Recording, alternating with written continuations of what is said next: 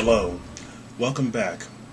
This is Muhammad Bey. Welcome to the second season of the Trade Broker's Diaries. In this program, I want to talk about some of the problems you face when you're working as a trade broker, namely the apparent inability to go smoothly from point A, from the origination of the deal, to point B, to the conclusion, or from the alpha to the omega, if you like. Many people are unfamiliar with just how difficult being a trade broker, being a middleman is. It is not for the faint of heart. If you don't have the adequate constitution to deal with the wide range of differing attitudes and personalities, then this is not really the kind of work you should be in. If you expect a trade deal to go smoothly from initializing the request to do a purchase to a smooth transition and close, you are kidding yourself. Often you're going to be dealing with a wide range of personalities. Many of them will have, shall we say, faults of one kind or another. Anything from people who don't know how to control their anger, to people who have violent mood swings. And you're going to run into these people all the time. Often these personality problems are going to be hidden beneath other problems, such as the fact that the person may be lying to you or even to themselves about what their true role is. Some people call themselves a broker when they're just some sort of intermediary. Some people call themselves a mandate when they're not a mandate. Some people lie and say they're the title holder when they're not the title holder. Some even claim to be the seller in an outright scam attempt. You're going to have to deal with all these things. And then there's the personality clashes.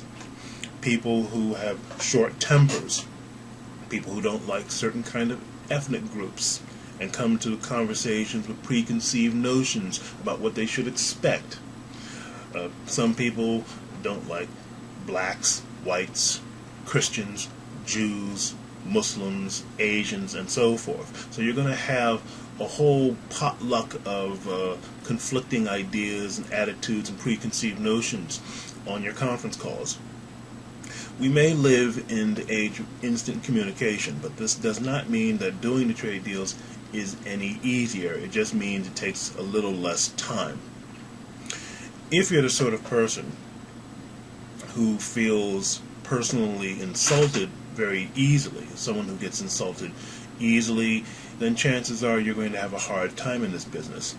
If there's a miscommunication, or if you hear only what you think you want to hear, rather than what you're really being told, or if you're inflexible and you're unwilling to change when the moment demands that you change, you're not going to be able to do a deal. You cannot get a deal done by going straight from point A to point B. Sometimes you're going to have to tack left and tack right in order to move forward. And don't let these problems really get to you, because if you do, you're never going to get a deal done. The person who gets angry first, the person who starts shaking their fist first, the person who slams down the phone first is the person who loses. If you go away from a conversation thinking that everyone's a liar or everyone's a fraud without really knowing all the facts, you're never going to have a success in this business. If it is possible, in some cases, in some circumstances, it might even be regarded as illegal, but if it's possible, you might want to consider recording your conversations, either over the phone or over Skype if possible, and then go back and play back the entire conversation and take notes on what you heard and what you said, so that if you are confronted later on about you said this, you said that, you can always go back to your notes and say, no, this is not what I said, and vice versa for anyone who says something and then claims that they did not say it. Also, it's important to remember that just because you believe someone lied or just because you think someone is a fraud doesn't necessarily mean that they are. It may be only your perception of what they said or what they did. After the conversation, you may need to sit back and assess your own beliefs about what you heard or what you think you heard. Because more often than not, people will cling to their most dearly held bigotries when it comes to the other person or the other institution. If you go away from a transaction, if you walk away from a deal because you think you've been lied to or you've been embarrassed in front of your buyer or your seller, maybe you have been. But if you look out the window, you might notice that the world has not come to an end. It's possible to pick up where you left off and try again. You may have gotten bitten, but that doesn't mean you're going to die from the bite. Whatever doesn't kill you is going to make you stronger. And that is the secret to surviving in international trade. One reason international trade is so difficult is because so many people are not used to the rough and tumble of international sales, international marketing, and international negotiation. What you need in these transactions are negotiation skills, patience, a good ear to listen. You have 2 ears and 2 eyes. That means you should be listening and looking twice as much as you speak. So when you're dealing with these international trade dealings and things aren't going well, it doesn't always mean the deal has to come to a crashing end. Step back from the precipice, look at the situation, look at the facts, and then pick up the phone. Be the first one to call. It is not a sign of weakness that you give in.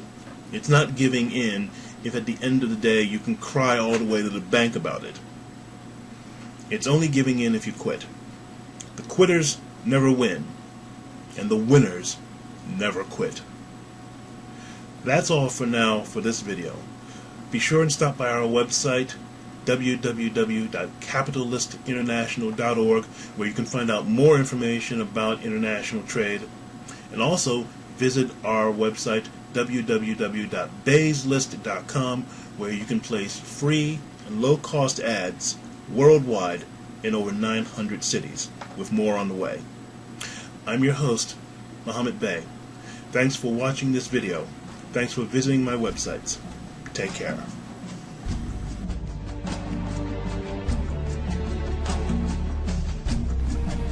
This program is sponsored by Bey's List. At beyslist.com, you can post free and low-cost ads to over 600 cities worldwide, with more cities being added every month. And by the International Import-Export Surplus Directory, containing hundreds of listings you can use to find products to sell in your business. Use the link in this video to visit our website, www.capitalistinternational.org. Thanks for visiting our website. Take care.